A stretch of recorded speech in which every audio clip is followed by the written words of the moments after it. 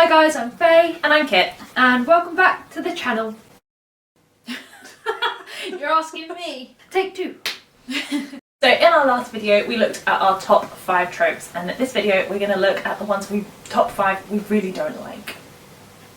So number 5 is plain Jane. It's that character who is not very attractive and there's nothing special about them, but every other character in the story just falls all over themselves for them. Yeah, literally, they can be the most boring person. They have no personality. I'm looking at you, Twilight, Bella. But everyone loves them for no reason, just because they are the main character. Or sometimes they're not, but... You see it a lot in romances, especially the more steamy romances. You get like that one person that walks into a room and every guy is like, I have to have her, and it's like, why? Why? What is so special? And usually it's nothing. Yeah. And I don't know, it kind of feels like to me as well, these plain Janes, they've got these insecurities that we're told about, but then 9 times out of 10 they act like they're the bee's knees. Like, they think they're all that as well. They're like, oh, all these people love me, so I must be something great. And then they just forgot to develop a personality. I don't know. For example, we are in a book club with some of our friends, and we read a series, and you read a book from the series. I read a chapter.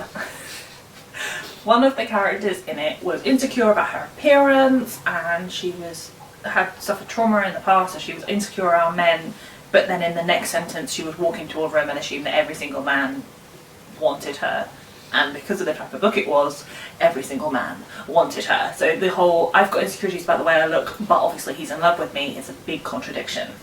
Yeah, we don't like contradictions. No, and it's something that keeps popping up on the plain Jane that we find.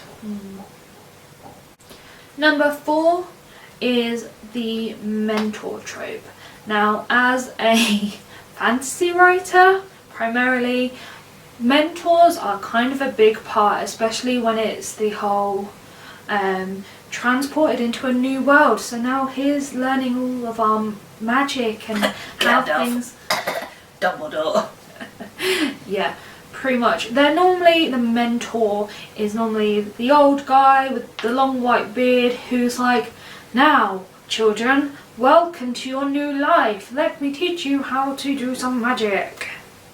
From a crime story, which is one of my favourite genres to read and write, the mentor is almost always the old retired cop, and he almost always dies immediately to move the story along, or betrays the character, but in such a way that you know it's coming so far in advance. I haven't found a book yet that does the mentor well. A lot of the time they're very predictable, they're very chaotic just for the sake of being chaotic, rather than having an actual personality or purpose. They're there simply to move along the story. But if you want a mentor done well, you should watch Avatar: The Last Airbender. Uncle Iroh is the best. Just end of discussion. Anyway. Moving on swiftly. And number 3 is the It Was All a Dream. Famously from the Dallas series, which was on TV years ago, every kind of 3 or 4 episodes where they'd want to, 3 or 4 seasons where they'd want to reset something or bring back a character that had died, or every time they made a mistake they just fixed it with, it was all a dream. Also see, and they were all actually dead the whole time. Looking at you, Lost. I haven't seen Lost. Oh, spoiler alert, they're all dead. Oh, okay. Yeah. The whole time? Yeah, the whole time. Nice. People were so mad. How dare you! Yeah, they got invested in seasons worth of it, and then at the end it was just like, they were just all dead really. How dare they? Yeah. I'm mad and I've never seen it. Yeah. Along the same thing, something that bugs me that you like is starting a story with a dream. Yeah, I like it. I think it can be done well if it's like a short snippet, like a prologue or something, but I really don't enjoy the stories that delve deep into like a full chapter or more than a chapter worth of a dream, and it's this in-depth world that you get used to, and then suddenly, oh no, it was all a dream. Don't worry, we'll get there, but at the end of the book. But then, in that kind of sense, do you hate The Matrix? Because that starts in The Matrix, and then you find out about The Matrix because Neo's woken up and they explain it to him. I'm not the biggest fan of The Matrix. I don't mind The Matrix, but I think it was overhyped. Yeah, I said it. So back onto the it was all a dream. It doesn't necessarily need to be the whole book. Again, I'm looking at you, Twilight. Yes, though I think this was only done in the films, not in the book. But they had that whole scene in the last film where there was this big fight and they were all killing each other and basically everyone died. And then like the last 5 minutes of the film was, haha, it was just a vision of what could have happened. And I'm like, well, I don't care. What did actually happen? And what actually happened was they all went, well, guess we won't fight then. Bye. So that was a waste of my time. I gave up on the third book. Halfway through the third book, to be fair. Yeah. So I have no idea. But along that same principle have you ever seen Next with Nicolas Cage in it? No. It's about a psychic who can see 2 minutes into the future, and then he meets his true love and sees their whole life laid out, and at the end of it you find out it's not them experiencing their life, it is him seeing their life, and he has to make a choice of whether he's going to allow that to happen or not at the end of the film. So it's this is what could have happened, but we're not actually going to tell you what does happen. Oh god, no. Number 2. Now, you might have already noticed, we're not a massive fan of romance. So at number 2, we really hate enemies to lovers. It almost always feels forced to me. Like, I mean, it might just be me because I hold a grudge, but I can't ever, like, put myself in a situation where there's someone that I absolutely despise and then I fall in love with them. Like, it always seems forced, and from what I've read before or from what I've seen in films and TV, it's always the last few chapters, the last few episodes where they finally get together. And I'm like, well, you literally just tried to kill each other. I don't understand.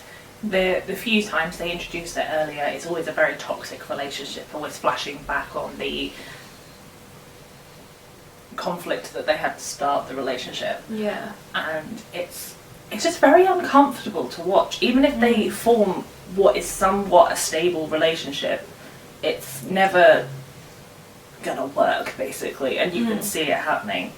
Do you know what one that made me feel really uncomfortable? Kylo Ren and Rey from the new Star Wars trilogy. Sure. You've not seen it? Nope. Okay. Let me take this over. Right.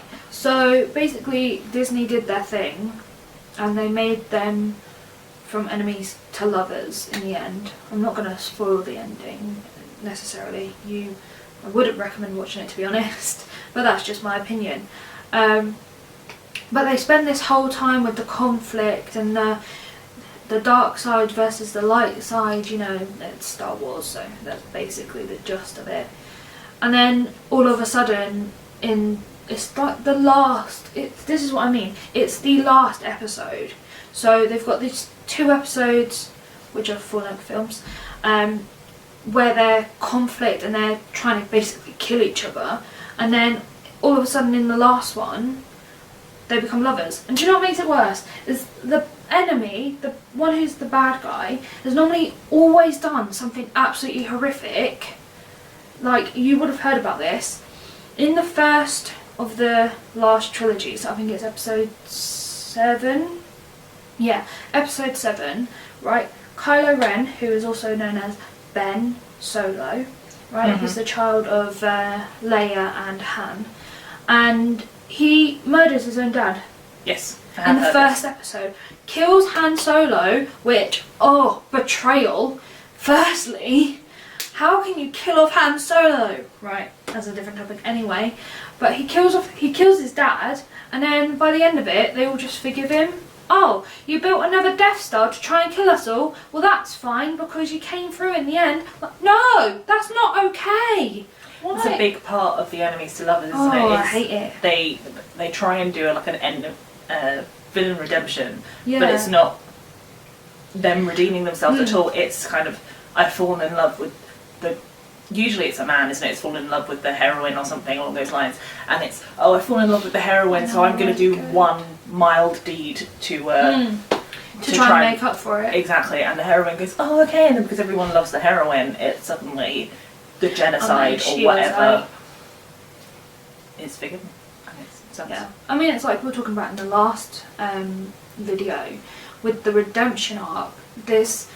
I would class enemies to lovers and redemption arc completely separate, because normally enemies to lovers there is no redemption arc.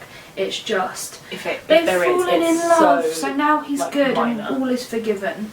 Like, no, you murdered a whole planet.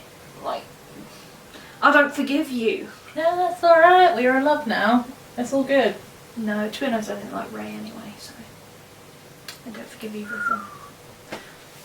The last, number one, the trope that we despise the most, and not to kind of poop on romance at all, but it is the love triangle. It's Twilight is probably the biggest example that everybody can think of. Feels like we're just trashing Twilight. But to be honest, this is our opinion, and I don't like Twilight. I'm not a big fan. I mean, the host that Stephanie Meyer wrote, who's the author of Twilight. Oh, I love that film. It's really good. So it's not the author, it's just that particular, part of her work. But the whole Bella, Edward, Jacob situation is just so unnecessary. I mean, we're not, as we said, big romance people, so the idea that a huge portion of the story is I love you but I love him and I love his, not for me. Yeah, and also with the love triangle there's always like this scenario where it's 9 times out of 10 it's the girl, because let's be real, your audience for romance is mainly female, so you have a female protagonist as you want your readers to relate, okay? But then there's always the bad boy who is the mysterious vampire sometimes, who's the guy who no one really knows but everyone kind of fancies because he's hot and he's got tattoos. I mean, but your own stuff out there. Well, but they're always the bad guy and they don't actually do anything nice. Like, it's a very toxic relationship there that they're portraying. It's, well, he's a horrible person, but this one time he helped me up from when I fell over, and now I love him. Along the line of vampires is Vampire Diaries. Elena Gilbert, Stefan, Damon, I mean the whole brothers thing is a twisted situation in the first place. But there's Stefan, who's like the hot guy that everyone's kind of in love with, but he's only interested in Elena. Then the brother comes along, Damon, who's only interested in Elena to annoy Stefan, and then Elena starts to maybe fall in love with him because he does one nice act, and it's this. Yeah. She kind of. I haven't seen all of it, but my understanding, she then just ping-pongs between the brothers until one of them dies or something. Yeah, I'm pretty sure Damon killed someone as well that she cared about. I'm pretty sure. Didn't he murder her brother? Yeah, but I think he had a ring that made him not die permanently. We're up on pop culture. But yeah, going off of that, obviously the third part of the love triangle, you've got the bad boy, but then on the other side you've got the nice guy, and then the guy who's the best friend, or the guy who's always there for them, or sometimes the guy who's actually her boyfriend. That's just messed up.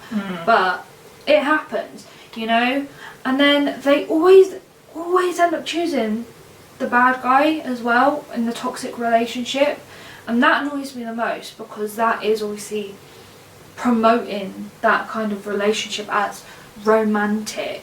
It's not always the bad boy that they go with. Sometimes it's they're chasing onto the bad guy, and then they realise at the last moment that their best friend's been there the whole time. Maybe that love is there. It's a very rom-com situation. Yeah. That's not kind of the love triangle that I'm talking about. And it annoys me. Yeah. In summary, we're not a massive fan of romance. So those were the top 5 tropes that we really just dislike. I don't want to say hate because, like we said, you know, if it's done well, then, you know, we can brush over the fact that it's a romance trope. But if it's done poorly, then it's just painful. But if you've got any other ones that you hate, anything that we missed off, if you disagree with us or even have some examples of like a really good love triangle, let us know in the comments down below. Yeah, I'd be really interested if anybody could change our minds about the tropes we don't like. I mean, Yeah. good luck on the romance front, but I dare you. give it your best shot. Anyway, if you want to chat with us, our socials will be in the description down below. Hit the subscribe button and the notification bell and give it a thumbs up if you like this, and we will see you next time. Bye! In summary, we're not a massive fan of romance. That's why we're single. Don't tell them that. And ready to mingle.